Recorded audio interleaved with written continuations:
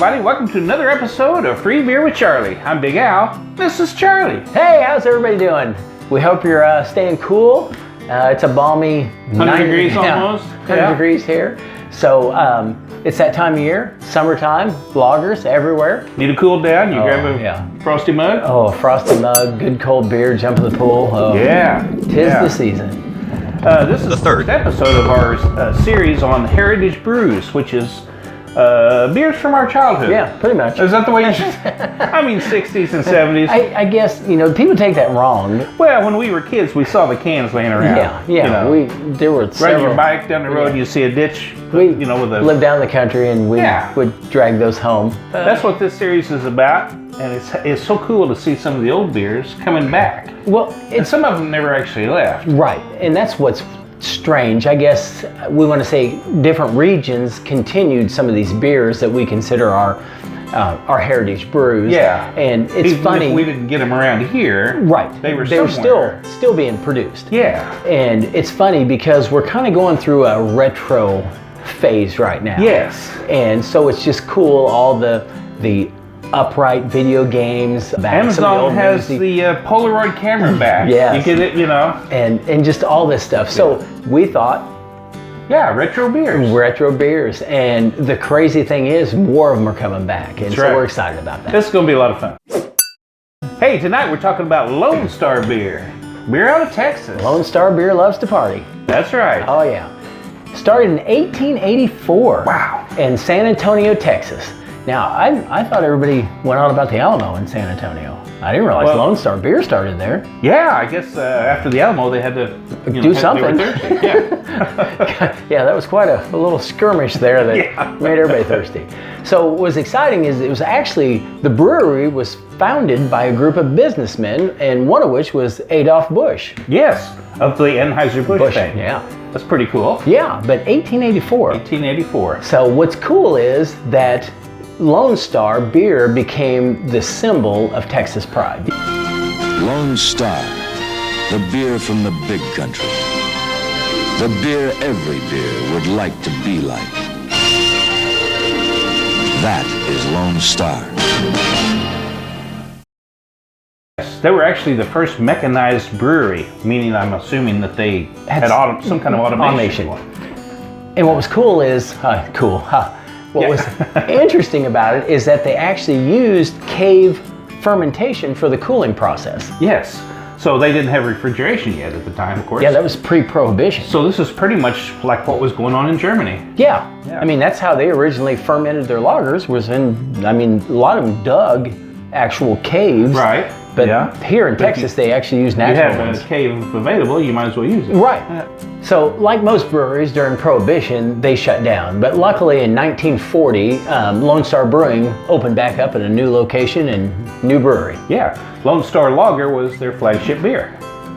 And so, with their new branding and crisp boldness, they became the symbol of Texas. The national beer of Texas. Yeah. As they put I guess that's... They should have a badge. Yeah, they should have a sheriff's pen. And we are the national beer of Texas. And if you don't like it, get out of Texas. So in the 1970s, there was a cultural boom. There was a thing called outlaw country. We got Willie Nelson, Waylon Jennings, remember the old Rebels? Yes, and so they were drinking and promoting Lone Star beer. Yeah. And so that helped boost the Lone Star lagers. It was the image. Beer. All the cool kids were drinking. I mean, that became the blue collar worker identity. I mean, it was the beer of the American people, or Texas people. Well, Texas are Americans for the most part. That's true.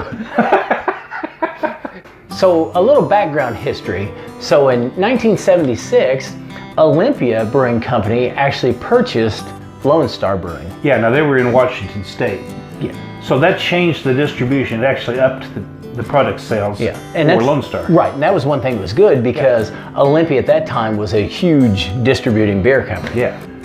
Well, Charlie, we got the beer on the bar. We need to just quit yakking and start cracking. Well, let's do it. All right. I'm going to throw you one of these. Woohoo! And then I'm going to give you 2 seconds. I'm going to throw you one of these. Okay. It's a timed event. Yes. Best 3 out of 4. Oh, yeah. You know, we've really been lucky because we haven't mounted the glass yet. I shouldn't say that because that's probably what's going to happen now. Thank you, Charlie. Thank you for the. You go. I was going to say, you go high, I go low. Wait a minute. Oh, goodness. That just looks like beer. It does. So, this classic retro design, they claim, is one of the things that's kept them a hot commodity. Yeah, it's almost got a cult following now, which is pretty, which I guess we talked about earlier with retro as a thing. I mean, it's like nostalgia. There's your childhood, your younger days. And we were talking about that earlier. There's something about when you see a label, like Lone Star is one of them. It takes you to a place, especially if you haven't seen it in years. It takes you to, hopefully it's a good place. I mean, that's... Well, let's talk about what a 40-ounce Mickey's takes you back to. Yes. Well, another thing we were talking about earlier, that we've had so much fun with all these retro brews, is 40 Mickeys. When I was in high school, a young man, I mean, we had it down in Art Forum. I could get 2 of those in my sleeping bag, roll them up, man. We'd load up at my parents' house out in the garage, and we'd get all this packed up and ready to go. Never knew, at least they never admitted they knew. And that was our staple for camping. We took a couple 40-ounce Mickeys apiece, and we'd head out into the woods and build a fire, and we had a heyday. But we weren't hurting anybody. We weren't hurting anything. Yeah. Everything we packed in, we packed back out, and we had a blast. Yeah. And so seeing that 40-ounce Mickey, I mean, it just takes you back. It takes you back. Yeah, it takes you back to that place. Yeah. And we hope you have that same experience with like Lone Star. I'm sure there's a lot of people that do have. Oh yeah. For me, I don't, because here in Southwest Missouri, I don't remember Lone Star in those days. I guess I did because my brother was in the Air Force and he was stationed down in Texas for a while, and so that was a big thing down there.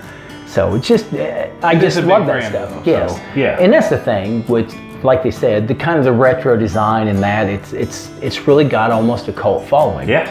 So we said we're gonna quit yakking and start. Well, here we are. We cracked, but we didn't start drinking. Well, let's try this. See if it's. This looks a whole lot like all the other beers of the day. Yep. Yeah.